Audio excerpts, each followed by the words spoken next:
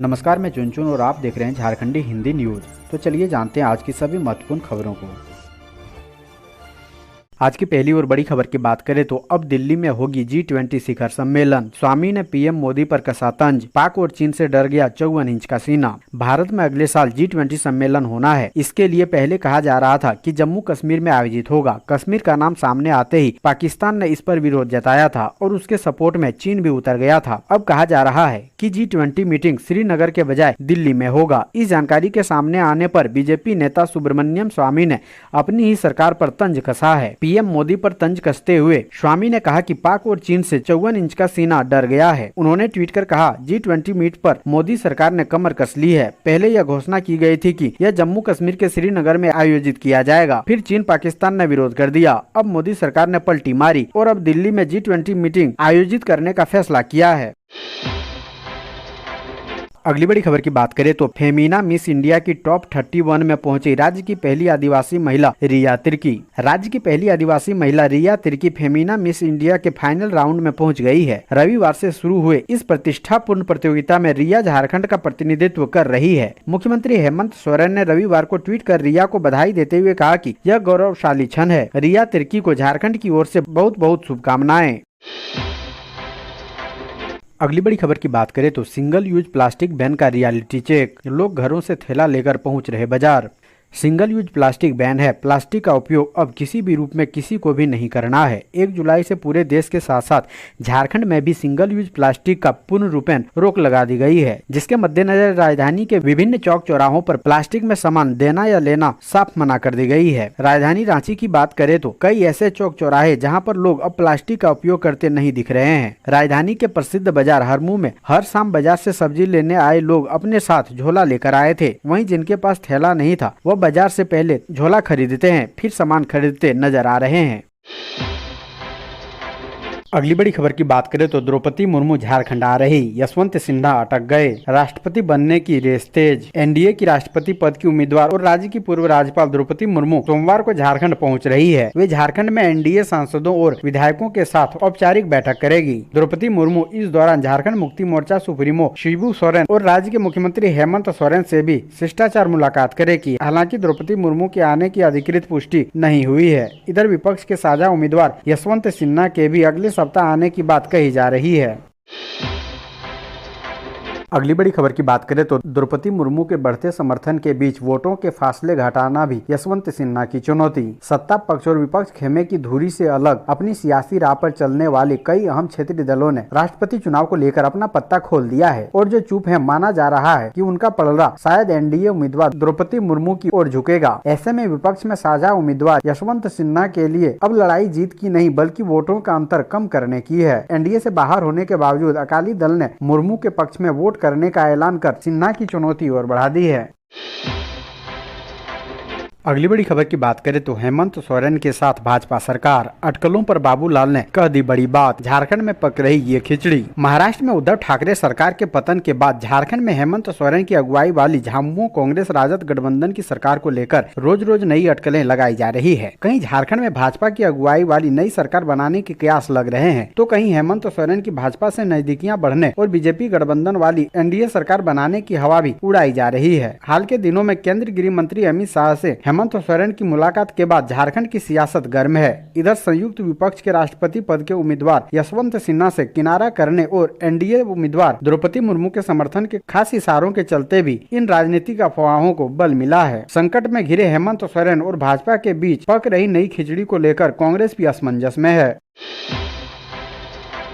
अगली बड़ी खबर की बात करें तो रामगढ़ प्रखंड के 17 विद्यालयों में एमडीएम बंद। बीडीओ को नहीं है जानकारी, 2 माह से हैं प्रभार में, 1 माह से योगदान की कह रहे बात। रामगढ़ के प्रखंड शिक्षा पदाधिकारी के योगदान किए 2 माह हो गए, लेकिन विद्यालयों की अद्यतन स्थिति की जानकारी उन्हें नहीं है। कितने विद्यालय है संचालित और कितने में एमडीएम बंद है यह बताने में अनभिज्ञता जता रहे हैं। 2 माह बाद भी ये रामगढ़ के विद्यालय का भौतिक सत्यापन नहीं कर सके। यह हाल शिक्षा विभाग के अधिकारियों का है। स्कूल में संचालित होने वाले एमडीएम के बारे में भी इन्हें जानकारी नहीं, जबकि प्रतिदिन ऑनलाइन एमडीएम की रिपोर्ट दी जाती है। ऐसी स्थिति में एमडीएम संचालन की वास्तविकता से शिक्षा विभाग ही अनभिज्ञ है।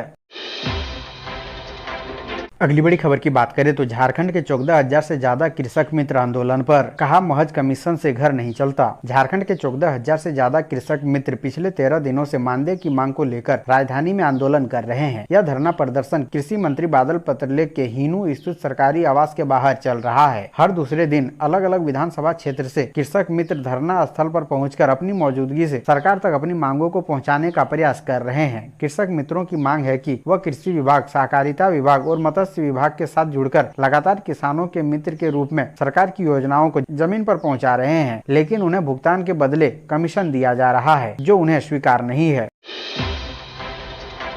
अगली बड़ी खबर की बात करें तो ब्रांडेड कंपनियों के नाम पर बेचा जा रहा था नकली बीज। किसानों ने किया हंगामा तो डीसी ने दिए जांच के निर्देश। झारखंड के गढ़वा जिले के खरौंदी थाना क्षेत्र में बीज बनाने वाली वायर की एक टीम ने खरौंदी बाजार में अपनी कंपनी के डुप्लीकेट बीज बनाने का पर्दाफाश किया है। इस दौरान कंपनी को भारी मात्रा में उनकी कंपनी का लोगो लगा हुआ नकली बीज एवं धान का पैकेट मिला। इस घटना के बाद स्थानीय किसानों में आक्रोश हो गया है और आरोपी बीज दुकानदार पर कार्रवाई करने की मांग को लेकर सड़क जाम कर दिया। अगली बड़ी खबर की बात करें तो श्रावणी मेले में आने वाले श्रद्धालुओं के लिए चलाई जा रही है 3 स्पेशल ट्रेन। श्रावणी मेले की शुरुआत 14 जुलाई से होने जा रही है। श्रावणी मेले को ध्यान में रखते हुए मध्य रेलवे पटना, गया और रक्सौल से भागलपुर और जसीडीह के लिए 3 स्पेशल ट्रेनें चलाई जाएगी। श्रावणी मेले में आने वाले श्रद्धालुओं को देखते हुए यह फैसला लिया गया है। वहीं इस मेले में कांवरिया भागलपुर के सुल्तानगंज से गंगा जल झारखंड स्थित देवघर बाबा धाम आएंगे। पूर्व मध्य रेलवे के CPRO वीरेंद्र कुमार ने बताया कि विभाग ने श्रावणी मेला को लेकर स्पेशल ट्रेनें चलाने को कहा, जिसको लेकर मंजूरी दी जा चुकी है। यह ट्रेनें पटना, गया और रक्सौल से होकर चलेगी। रक्सौल से भागलपुर और गया से जसीडीह के लिए हफ्ते में 5 दिन श्रावणी मेला स्पेशल ट्रेन चलेगी।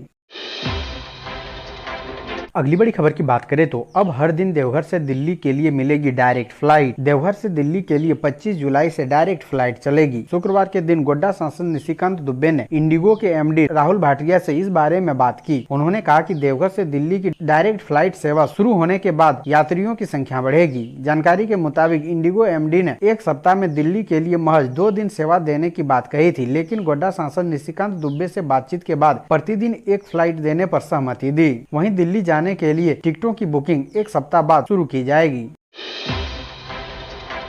अगली बड़ी खबर की बात करें तो अब राज्य के सरकारी विद्यालय हरा और सफेद से होंगे चकाचक। राज्य के सरकारी विद्यालयों में बदलाव किया जा रहा है। बच्चों के नए ड्रेस कोड के साथ साथ अब विद्यालय के भवन भी सफेद और हरे रंग से चकाचक किए जाएंगे। इसे लेकर कार्रवाई शुरू की जा चुकी है। राज्य के करीब 35,000 सरकारी विद्यालयों के भवन को हरा और सफेद रंगों से दोबारा रंगा जा रहा है। वहीं इन विद्यालयों में पढ़ने वाले करीब 42 लाख विद्यार्थियों के लिए इसी सत्र में नए रंग के पोशाक भी दिए जा रहे हैं। झारखंड के सरकारी स्कूलों के कक्षा 6 से 12 तक छात्रों का पैंट हरा और सफेद होगा। एक शर्ट हरा रंग का भी दिया जाएगा। वहीं छात्राओं की सलवार हरा और सूट सफेद होगा और हरे रंग का दुपट्टा होगा। झारखंड सरकार के शिक्षा विभाग द्वारा पोशाक के रंग में तीसरी बार बदलाव किया गया है। इससे पहले भी पोशाक में 2 बार बदलाव हो चुका है। इसे लेकर बच्चों को पोशाक राशि का आवंटन किया जा रहा है।